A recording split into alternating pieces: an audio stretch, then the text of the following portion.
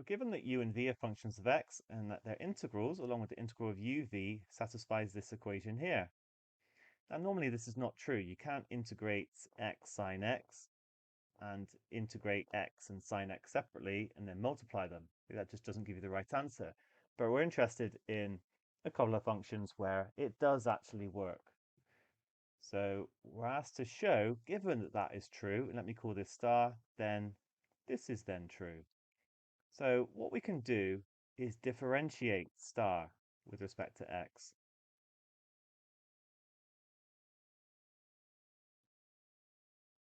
Because then we'll get uv on the left-hand side, and you can sort of see it in the final answer. And then it will equal. Now I can use the product rule. So normally I would use u and v in the product rule, but let me call them a and b. Then d by dx of ab, remember, is a dash b plus a b dash. So here a dash is what happens when I differentiate the integral of u with respect to x. I just get back to u. And similarly, b dash is going to be v. So therefore uv is going to be u times the integral of v with respect to x plus, then it's a times b dash, so it's actually going to be v times the integral of u with respect to x.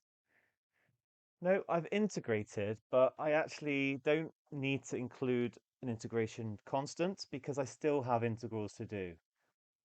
And if you put one in, you won't get to the final answer, but that is the reason. We haven't just like ignored it, it's just that there's still integrals to do and it would come in at a later point. So all I need to do now actually is divide through by uv. 1. Actually, because it's a show that question, let's just make it really clear. uv over uv is going to equal this over uv plus, hold on,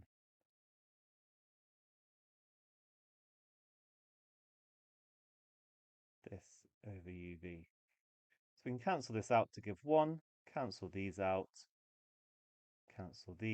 and that is the answer that we wanted.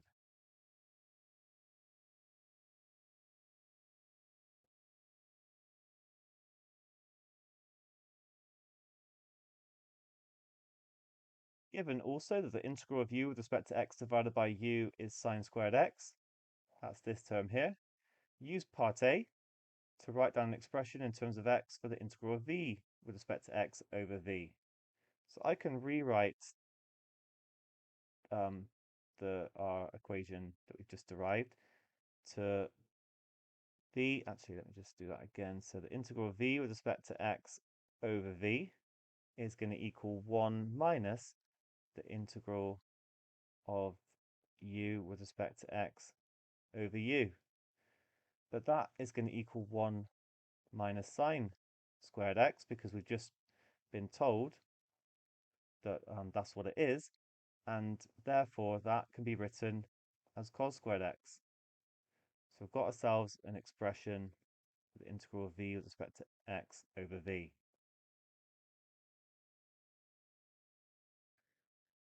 For part C, we're asked to show that this equation is true. Now we've got a du by dx here, so there's going to have to be some more differentiation. And what we're going to do is differentiate this.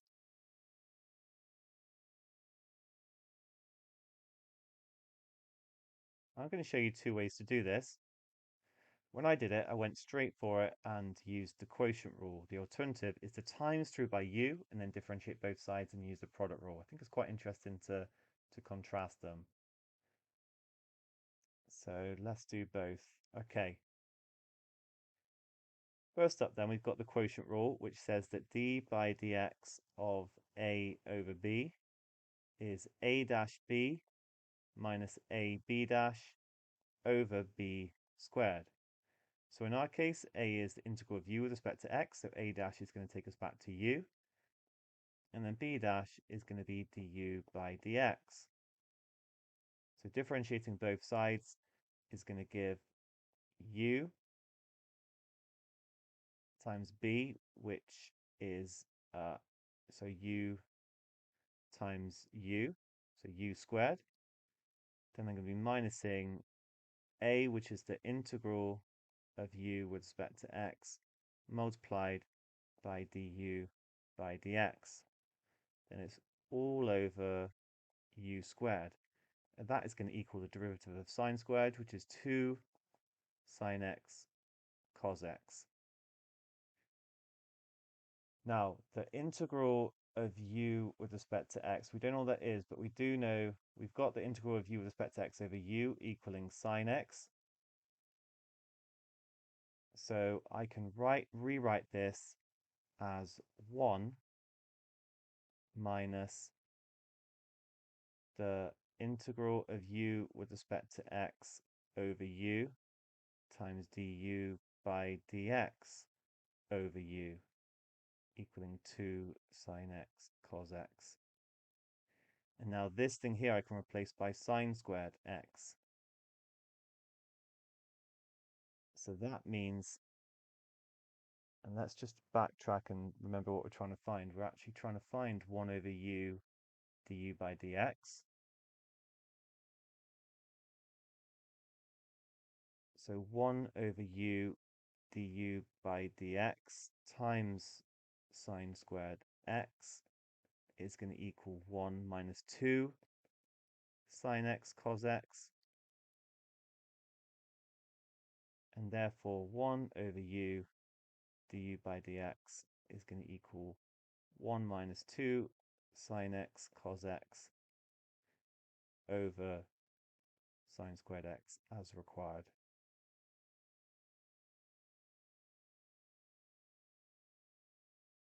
Now let's take a look at method 2. So we've got the integral of u with respect to x equaling u sine squared x.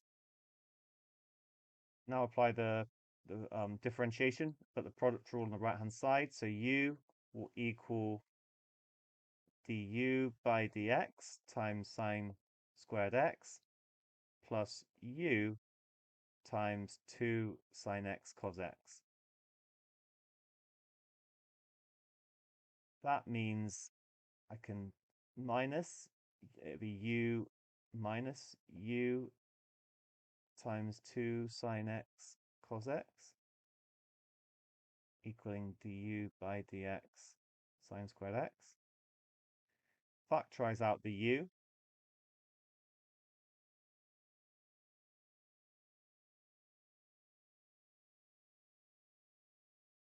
Okay, this method is quicker to be fair.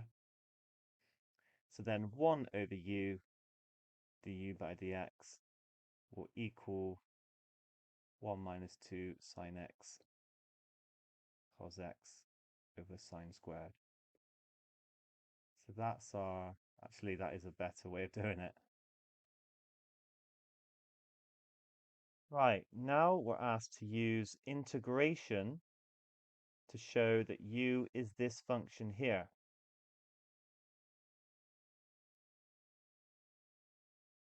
This is a differential equation that we can solve, so I'm going to integrate both sides with respect to x.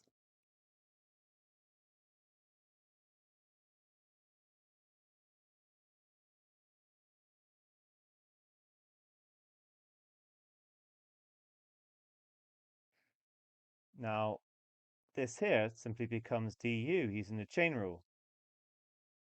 And therefore I get ln u. By the way, we could have, if you prefer, you can times through by dx and then put the integral sign around it. I quite often see people do this, but I always prefer to kind of show where it comes from using the chain rule. Hopefully you're happy with the steps I've done.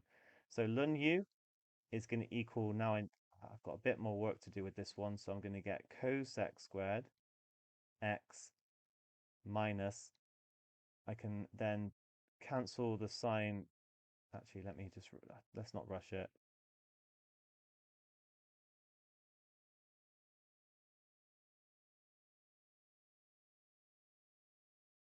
So I can cancel out the sine x with one of those, and actually I'm going to get cos x over sine x, which is cot x. I'm just going to cancel it all out and write cot x. No, I'm not, because it's easier to integrate it when it's cos over sine. Sorry, I changed my mind there. Okay, so actually cosec squared x integrates to minus cot x. That's in the formula book somewhere, I believe. It's one that is worth knowing. Tan goes to sec squared and cot goes to minus cosec squared. And over here, I've got 2, and then it's in the form f dash x over f of x. So it's 2 ln sine x.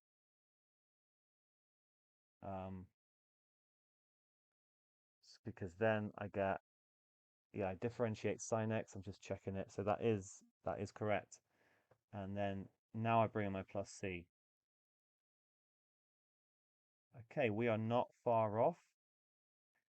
Right, let's find u. So we can write down that ln u plus, it's going to be 2 ln sine x, but we can write it as ln sine squared x. I can now get rid of the modulus because this is always, this is never negative. And then I'm going to change c to being minus ln k. Sorry, well, it's ln k, but then I'm going to minus it from both sides because then it'll be easier to combine into logs. Because you can see in the final answer we've got arbitrary constant like this. And then this will equal minus cot x.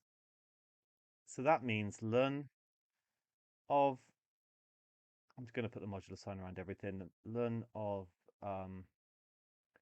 k sine squared x u will equal minus cot x. And now I can rewrite it as k sine squared x times u. I really should have put a times there to show that I'm not also finding sine of u. And preferably I should have written the u before the sine squared. Let's do that. It's a bit neater. That's going to equal e to the minus cot x.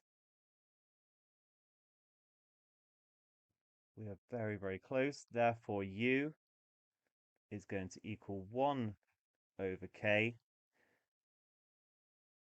Maybe I should have said that c is equal to ln k just in the corner over here.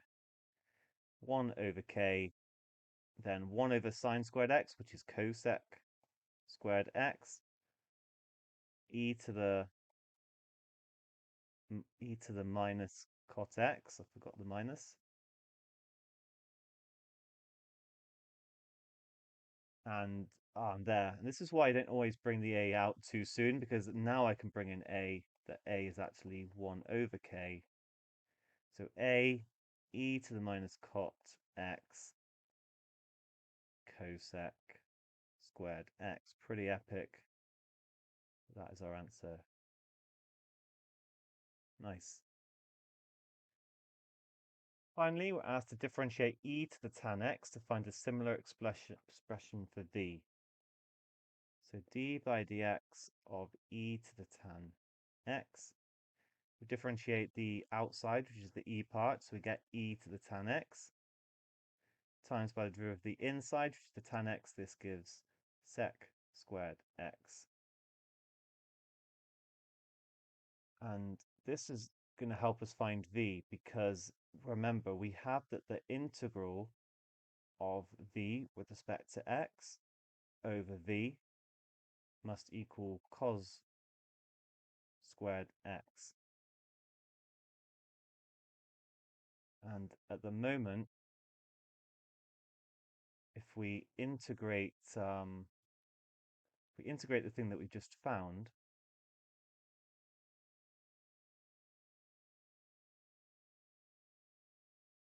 then we'll get e to the tan x. So if we divide it by itself, e to the tan x sec squared x, then this would actually equal e to the tan x over e to the tan x sec squared x. These would cancel. 1 over sec squared x is cos squared x. And therefore, let v equal this sec squared x e to the tan x. Just need another constant, which maybe I call b, because that won't, that will make it more general, but that will be our answer. So it's kind of using the ideas from part D, but also just recognizing that the derivative is this, and when you integrate it back, you get this. If you divide by this, you get back to cos squared, which is what we wanted. Well done.